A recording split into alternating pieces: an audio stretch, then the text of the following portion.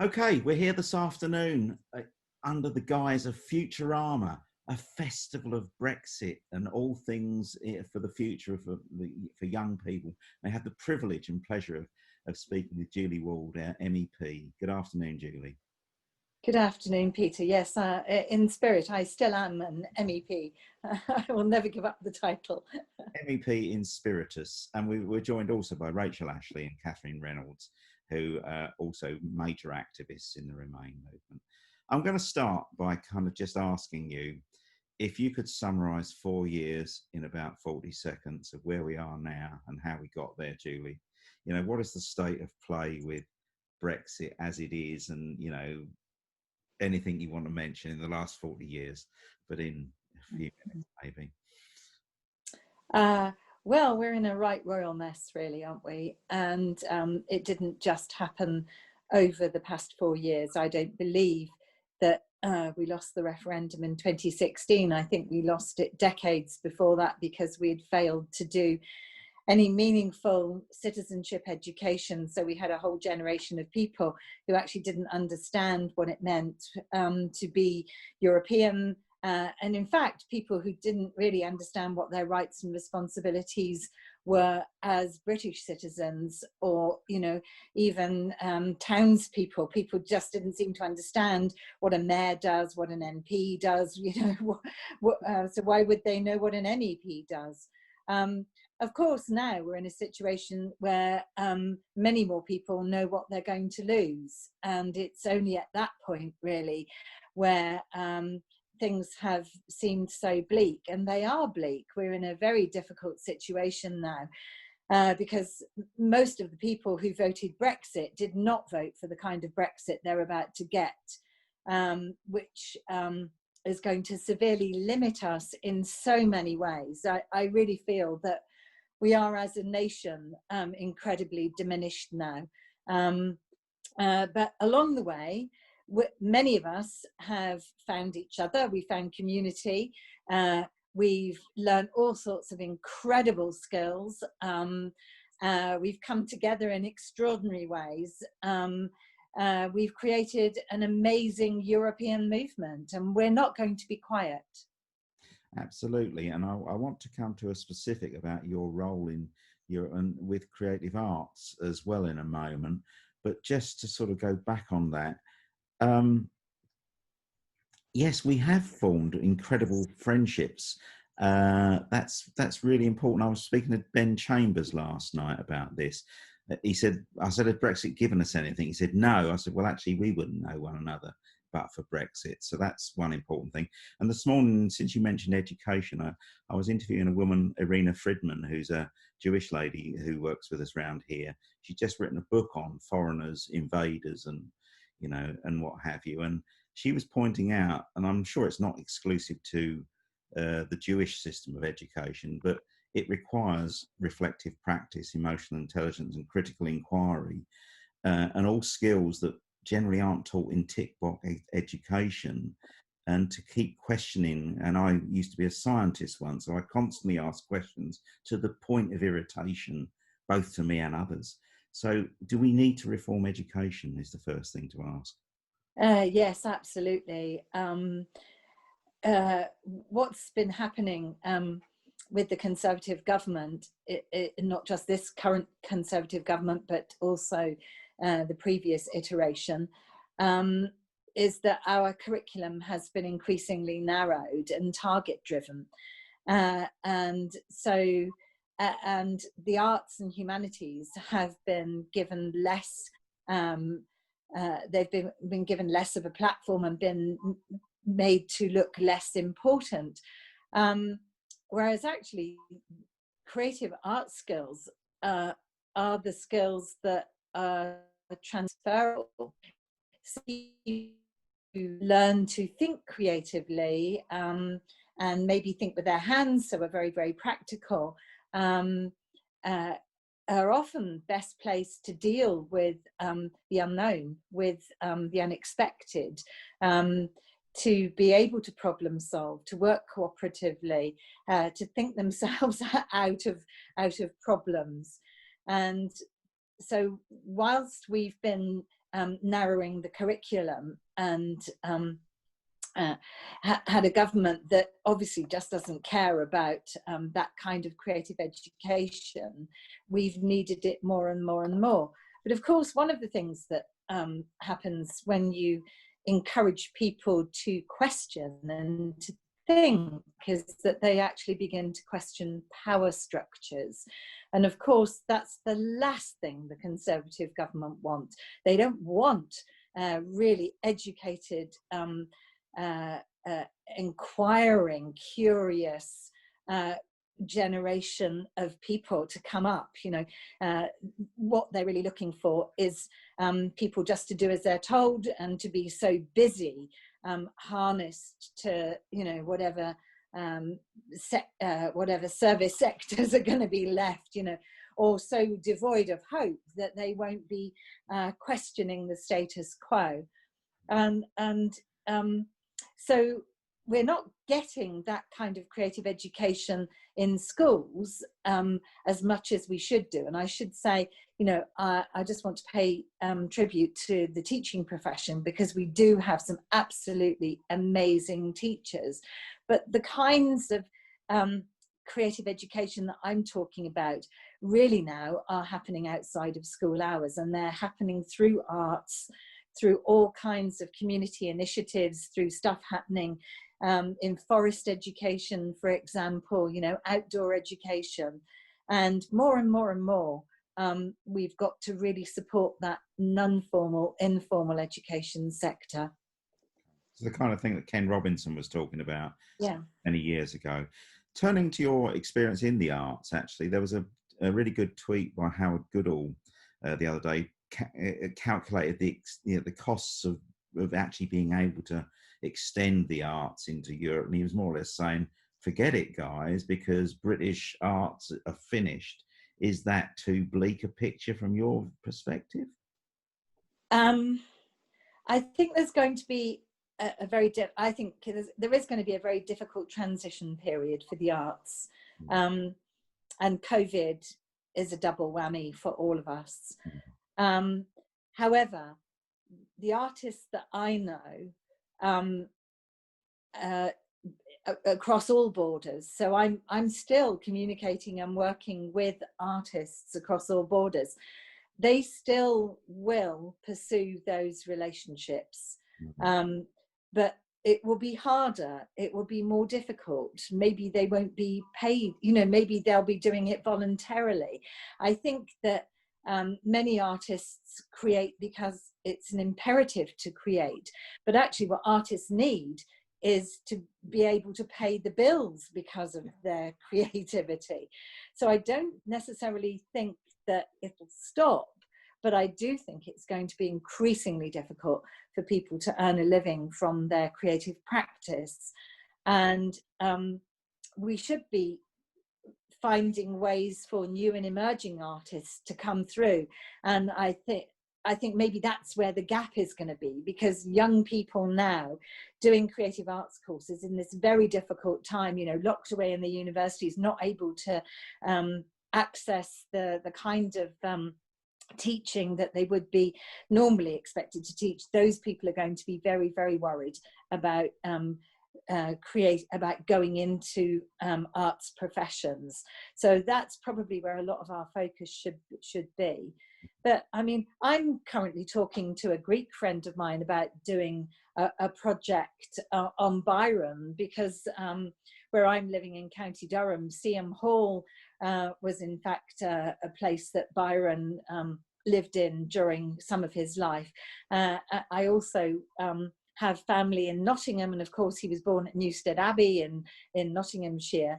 And then I was in Athens 3 times over the summer of 2019, and there's an area of Athens city that's called Byronia, and it's called Byronia because Byron was there.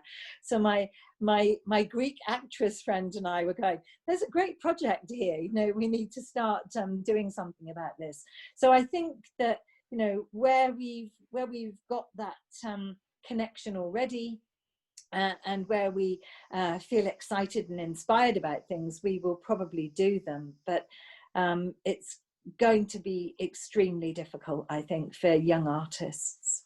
And just before I pass this round to the panel, a reflection on that. Some years ago, I was asked by the local council here in Kent, in Medway, to sort of work on the creative sector.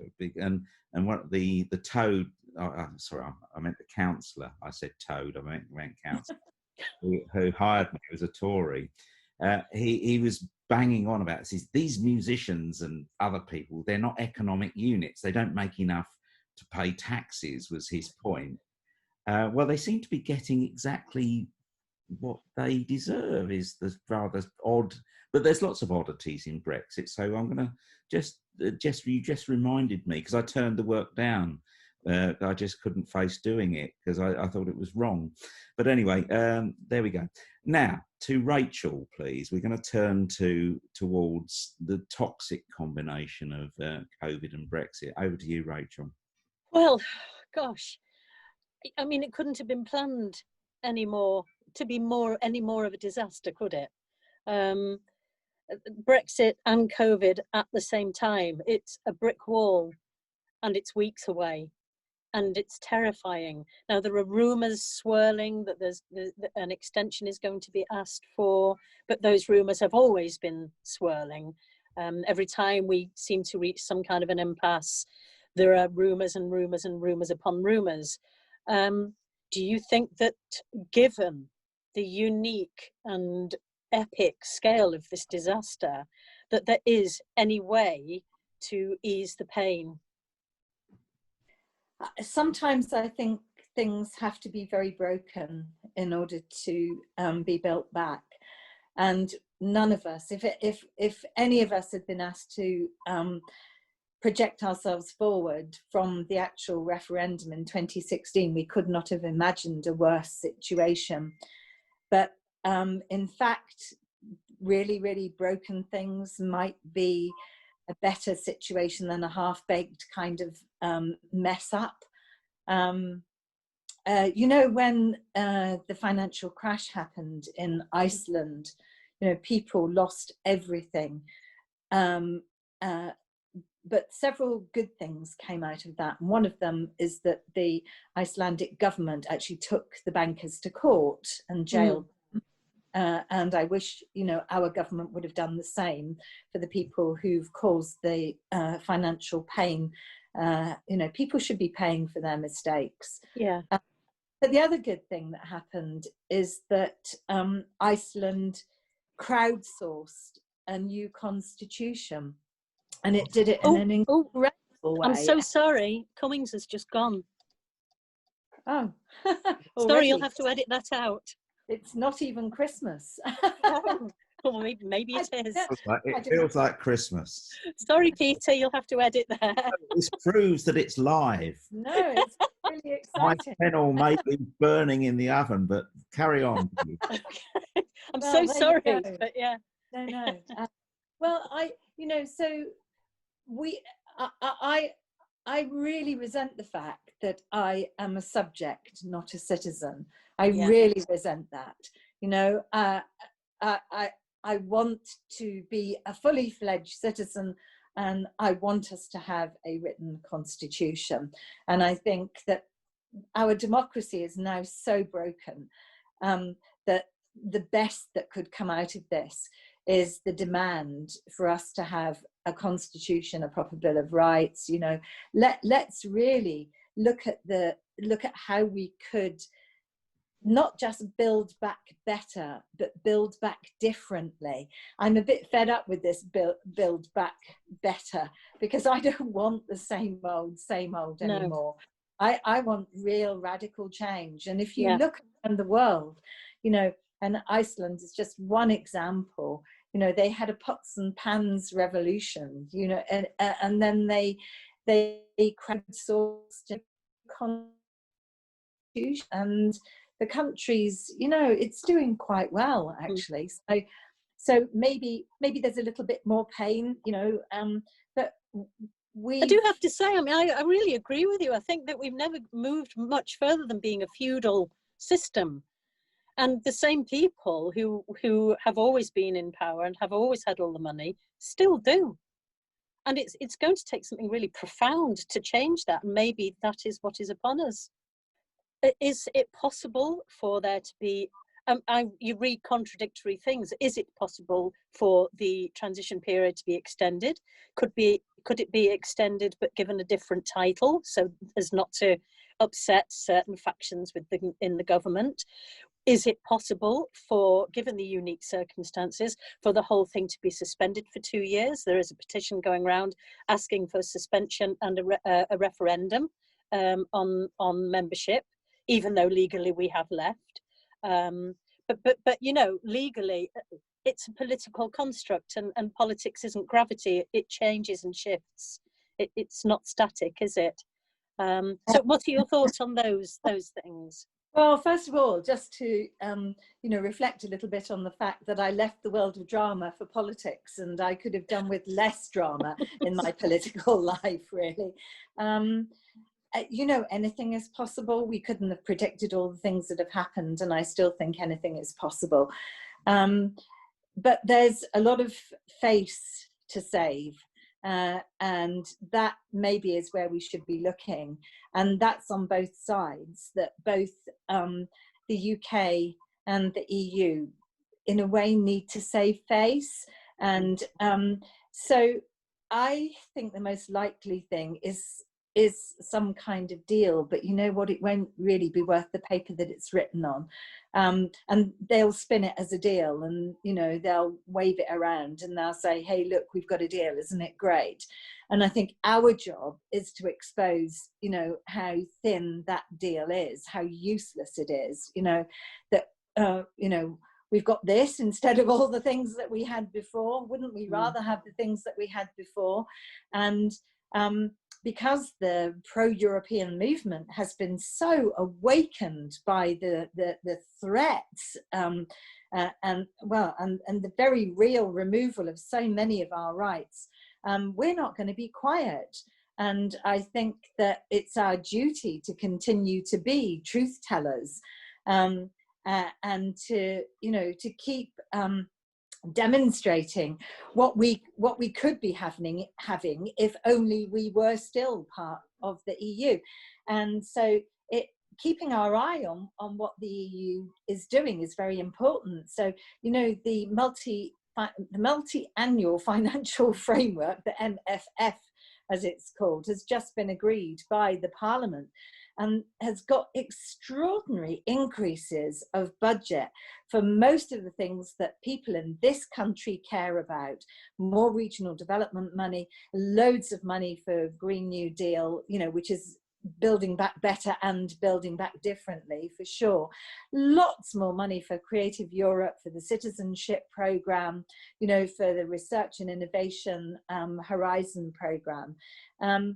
And of course, the EU, faced with the pandemic, went, let's do our procurement of PPE together, because that means it'll be more efficient. It will get the best quality medical equipment that we need. And when the vaccine comes, well, we want that, don't we? And we want that at the best price, and we want it to be safe, and we want our most vulnerable people to be protected. And you know, the thing about the EU is it's a club. It's a rules-based club, and you pay a little bit of money to be part of it, but then you can be in it, and you can help to keep shaping those rules, and you can have all the benefits. But I, you know, really understood what it meant to be in the club, and to be out of the club, and, you know, outside the door, and maybe outside, down the bottom of the garden, outside the gate, which is kind of where we're going to be. It's not a happy, friendly place to be. You know, I've just come off a call, a conference, speaking with women's rights campaigners from right across the Balkans, including countries that are not yet part of the EU. And all the women on those calls are talking about their aspirations to be part of the European family because of the rights that will accrue to them and the better quality of life that will accrue to them. That that they are desperate to be part of that community, and in the process of being on that journey, they're actually improving all their systems within their country, you know, making their countries more efficient, more innovative, more transparent, you know, better judiciary. These seem to be all the things that, you know, we're throwing away. So I'm not sure if I answered your question, but I think that we'll likely get something, but it'll be pretty rubbish. And, you know, we've got to expose that. Okay. Yeah. Right, I'm going to turn towards Catherine and somewhat crudely to try and explain to people that haven't bothered with education. I tell them that a deal is like a slow death, the boiled frog, and you know, no deal is like sudden death. And you know, if we're thinking literally about death, I would rather be killed quickly than slowly. But Catherine, you have some questions about the nature of deals, don't you? Yes, I mean, I think Peter's sort of summed up the sort of alternatives between the very hard no deal approach and a softer approach to Brexit. But I guess the question for me is, has there ever been a consensus in the Conservative Party among Leavers about what Brexit actually is? What are they actually expecting, the people who voted to leave the EU? Because from my perspective, I don't think there is. What's your perspective on it, Julie? No, I don't think they have consensus at all in the Conservative Party. I don't actually think there's much consensus in Westminster, really. You know, generally, there seems to be perhaps, you know, a little corner of consensus in the Lords that knows that this is a pretty bad thing. And if the people in the Lords, in fact, know a lot more about the European Union and the different institutions and the law, and in fact seem to know more about the law of this country than our current government, and at least respect it more. So I think that the Conservative Party has been captured. It isn't the Conservative Party anymore. It's not the Conservative Party that many of us knew, and maybe, you know, we didn't belong to it, but actually we could sit in a room with those people and find some common ground. I think it's very difficult to find any common ground with the current government, and so yeah. So what do they think about Brexit? That you know, I mean, the ones who get to speak, which is the rabid Brexiteers, really, for them, it's all about a very old-fashioned idea of sovereignty. And they do not understand the world that we live in, right? Where it's 2020, where it's a globalized world. Lots of people are communicating across all kinds of borders. Fish don't know where borders begin and end, right? They really don't. You know, control pollution, the fish. I know, air pollution. You know, air pollution's not going to stop in the middle of the channel, and so this weird idea about some form of 1950s old empire sovereignty, where, you know, we're going to have control of everything that we do, and we won't be influenced by anybody else, you know, God forbid, is kind of where people are stuck. And you know, it's a sad reflection. It's a kind of, you know, it's the dying, isn't it? It's the kind of death throes of, you know, the worst of English nationalism. Yes. That we've ever had, and it's, you know, it doesn't belong in the 21st century. It really truly doesn't. I mean, hasn't COVID actually exposed some of that, though? Because a virus doesn't respect any borders either, and we know that this virus started in China, but it's now worldwide. It illustrates precisely the point about the way the world is in the 21st century. Oh yeah, well, we need to talk to the Danes as well, don't we, about mink farming? So, Well, yes. yeah, I mean, exactly, yeah. Really, we need to be cooperating more, not less, Yes. and we need to cooperate with our nearest neighbours more than, here we are. We've got a land border with the Republic of Ireland. We're nearly an hour away from our nearest neighbours in France and Belgium. Get on a plane and we can be in any one of those European capitals in an hour and a half, 2 hours. And that means that we have to get on with our neighbours. We have to work with them. And also, we are Europeans. Even though we might not be in the EU, we share many, many characteristics, histories. We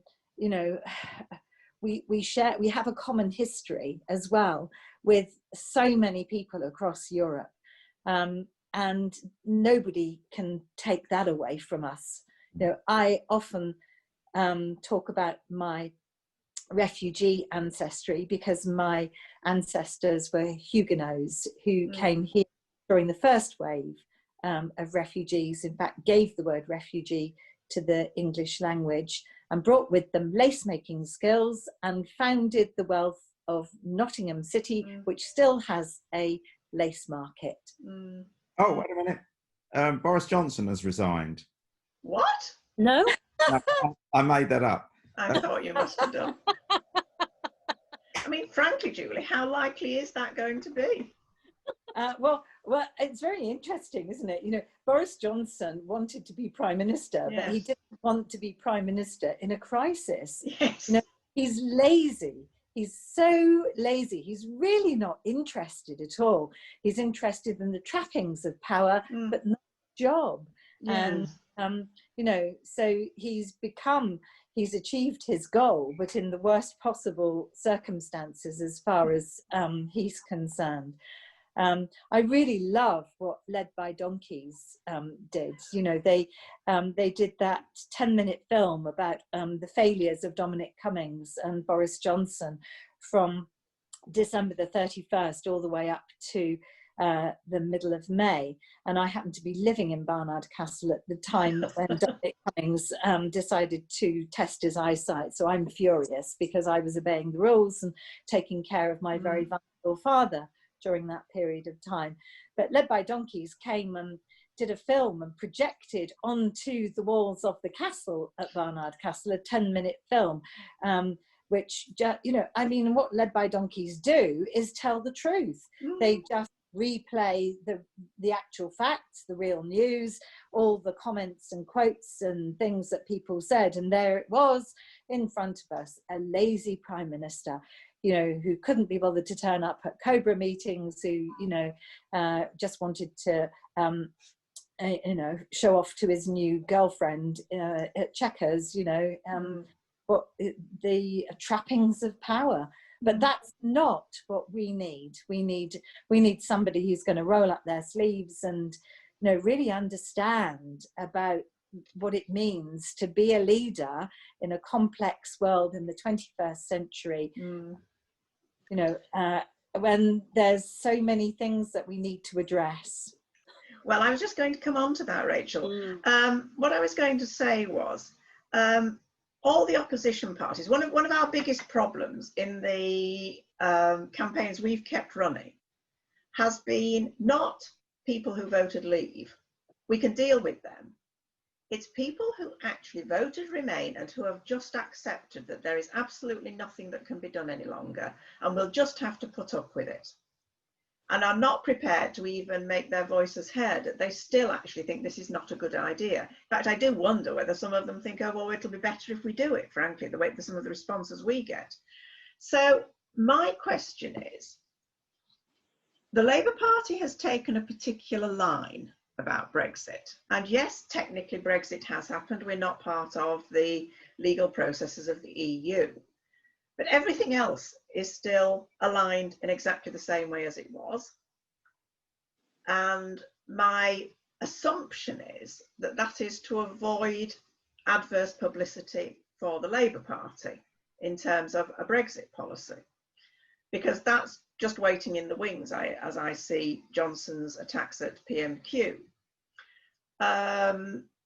But is it the right thing to be doing? Shouldn't actually the opposition parties, and I don't just mean the Labour Party, I mean all the opposition parties now, be tackling head on that COVID plus Brexit adds up to a complete and utter disaster for this country? And at the very minimum, we shouldn't be trying to do them both at the same time. Mm-hmm. Yeah, what can I say? I agree with you. And there are many people in the Labour Party who also believe that. And there are circulating at any one time a number of motions that are being taken to CLP meetings, but also petitions, open letters, op-eds in newspapers. You know, I'm a national committee member for Another Europe is Possible. Another Europe is Possible is not political. It is critical of the EU, but it's, you know, it believes that actually our place is in the EU, making things better for everybody in the EU, you know, rolling up our sleeves and you know, trying to promote that social Europe that I believe is still possible. And the majority of the Labour Party members are still pro-European.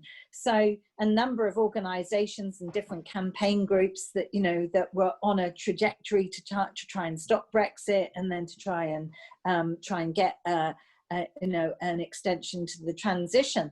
Those organisations still exist. They haven't gone away. You know, Labour for a Vote is now called Labour for a European Future. Yes. I mean, that tells you everything you need to know about where ordinary Labour Party members are, you know, because there's still, we feel we've got to keep open and continue to campaign for, you know, the situation that we really should have, which is to be back at the heart of Europe, which is where we belong, and to keep that possibility open for future generations, because they are the people who are going to pay the biggest price for this terrible failure. Okay, I'm coming towards the end here. I've just had a text message to say that Donald Trump has offered to become Prime Minister, but Peter, I don't think you can fool us twice. The thing about it was so that the Johnson thing could quite easily have been true. Hang on a minute, I've received another message. It's your cat, Kathy, that's been called to down the street. Well, I think she would do better than the present Prime Minister, shall we say. So, and breathe and relax. Two things, Julie, to finish us off, and then there's any subsequent questions, of course. But from the European perspective of you having been there and worked there, how do you regard the sentiment of Europe towards us? And secondly, and allied to Catherine's question, what would you be encouraging, you know, people on the ground to do now, really? So, but first of all, how do the Europeans feel about us, and what can people still do, in your view? Well, the Europeans are very sad about what we've done. They are truly sorry. They see it as an aberration. They miss us a lot, and I know that, you see, because I'm still involved in a lot of European initiatives. So, for example, you know, being a member of the Labour Party means that I'm also a member of the Party of European Socialists, and that does include non-EU countries. So, you know, the Norwegian PES members turn up at meetings, so do the Swiss, and the Icelandic members, and all of it. But the members of the Party of European Socialists who are still in the EU are very sorry that we've done this. You know, they do see it as an aberration, as a mistake, and they really value our continued involvement and cooperation. Yeah, I mean, what can I say? I think people got very tired and fed up with games being played. And that is because, so if I just talk a little bit about Michel Barnier, okay, so Michel Barnier is a consummate European politician, trustworthy, hardworking. And I remember when he first came to speak in the plenary, when he was given his job, he said, I will take a pedagogic approach. And that means he does his homework, yeah? He fulfills his mandate according to the rules of the club and according to the decisions that are made by the 27 heads of state that he is that he's answerable to. It was always very moving to hear him speak in the plenary, because he's a Frenchman who loves the British. And so for him, this is a very, it's a very difficult job. And he knows that it's going to hurt us, and he knows that it's going to hurt young people most. And I think that is, I think that's makes it very difficult for him. But, you know, he also is continuing with his pedagogical approach. And that means that the treaties and the core values of the EU must be upheld.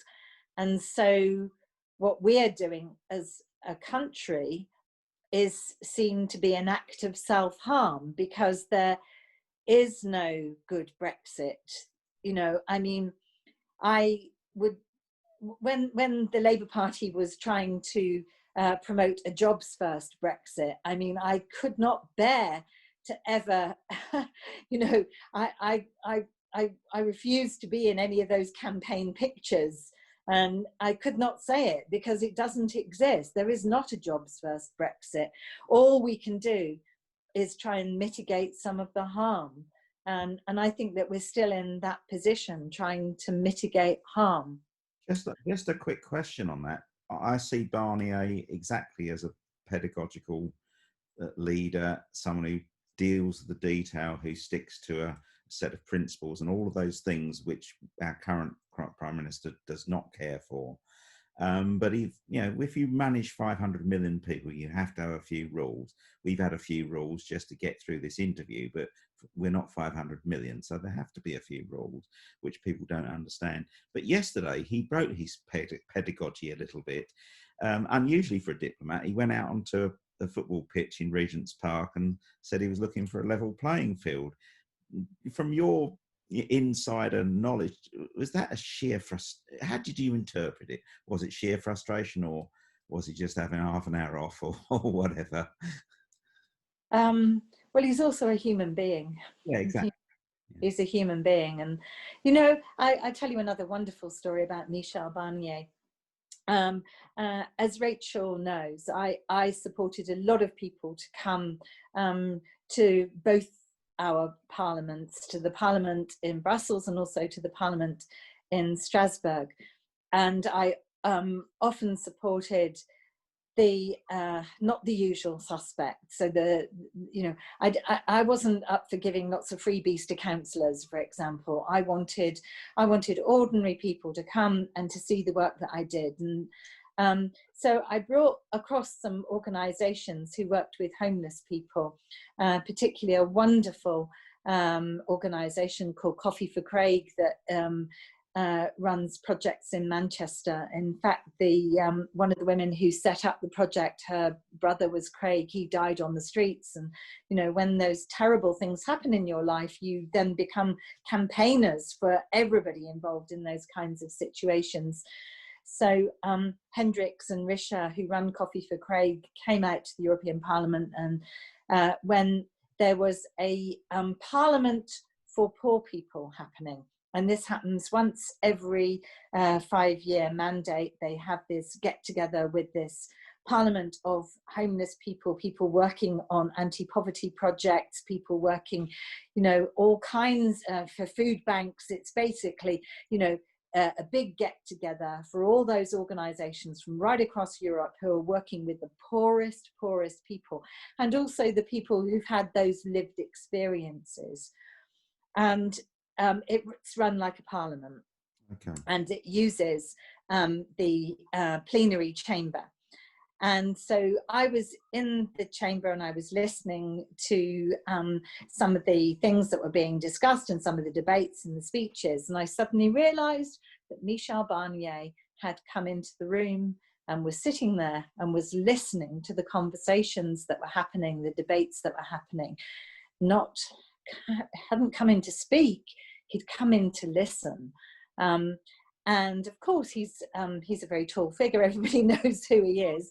So he was noticed and he was given the floor.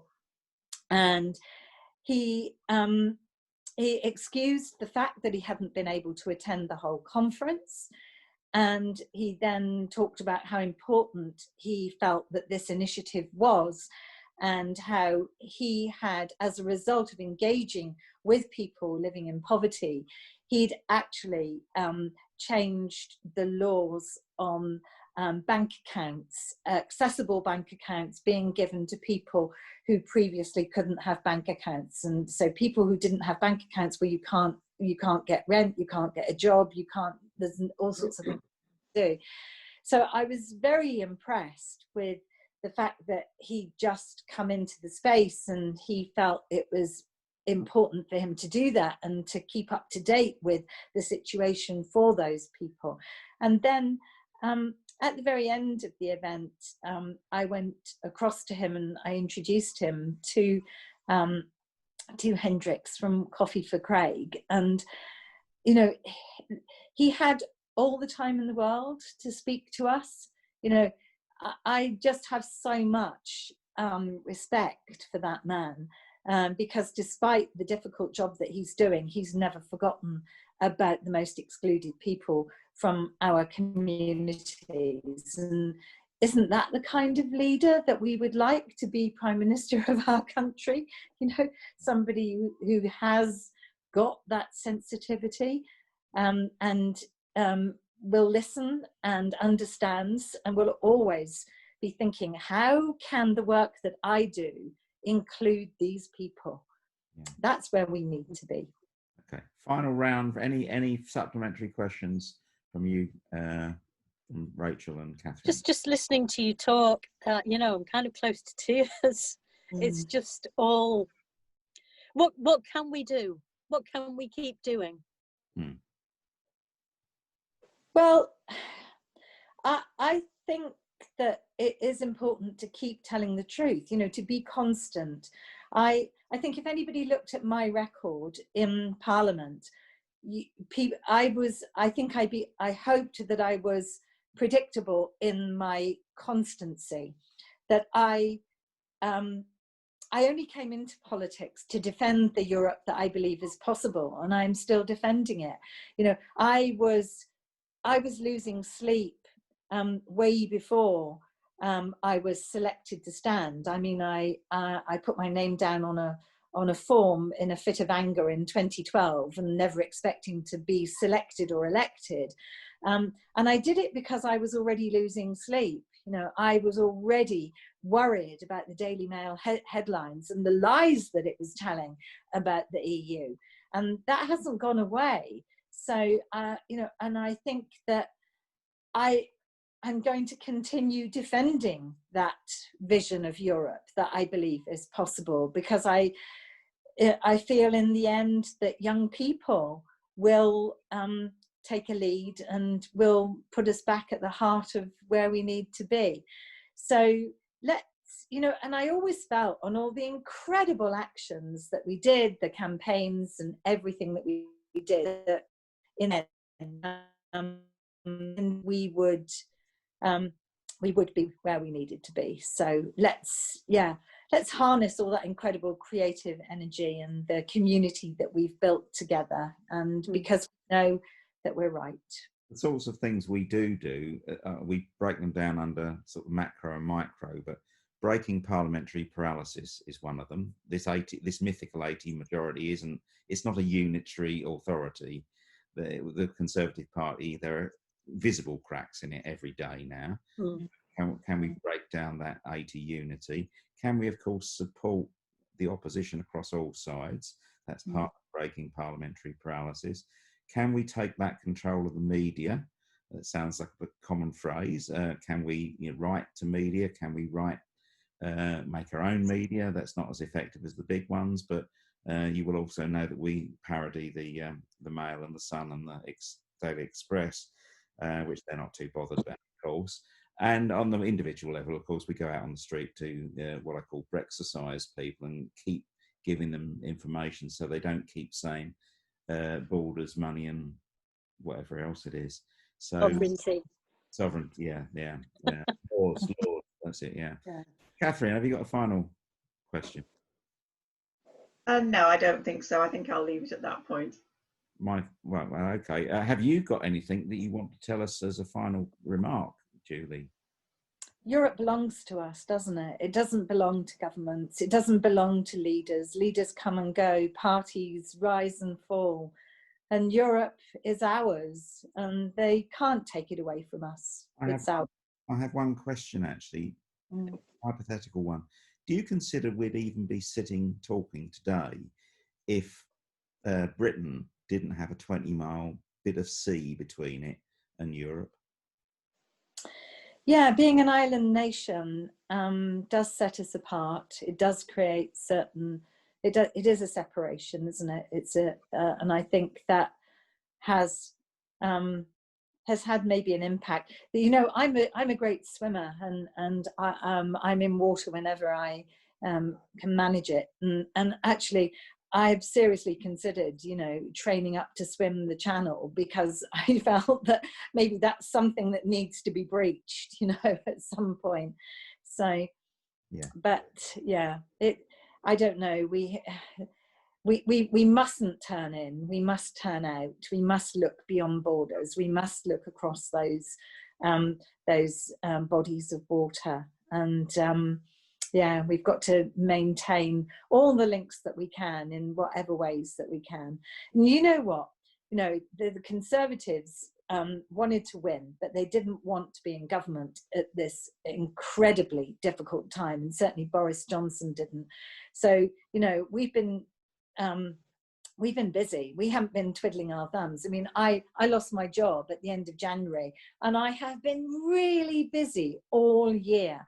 I've been learning about new things. I've been talking to lots of different campaigners, both in my party and outside my party, making new links, thinking about new projects. And actually, I think we've been skilling ourselves up, and we've all got so much more that we can continue to do, and the Conservatives haven't had time for that, have they? Because now they've got to defend their horrendous policies, their absolute failure to manage COVID, and the certain sort of diminishment of our country, both domestically and also on the international stage. We didn't talk about Scotland, but there's an issue that's coming up as well. So maybe that's for another conversation. That would be very welcome. I'm going to end by just tracking back to where you talked about where English exceptionalism crept in, because I was very lucky to meet Billy Bragg a few years ago, and he wrote a book in, I think, about 2005 that really explained the underlying angst and congregation of issues that got wrapped up into this Brexit referendum. And it's well worth reading Billy's book. But actually, I'm going to end by saying thank you to all of you today. And to quote Billy, there is power in a union. Brothers and our sisters, together we will stand.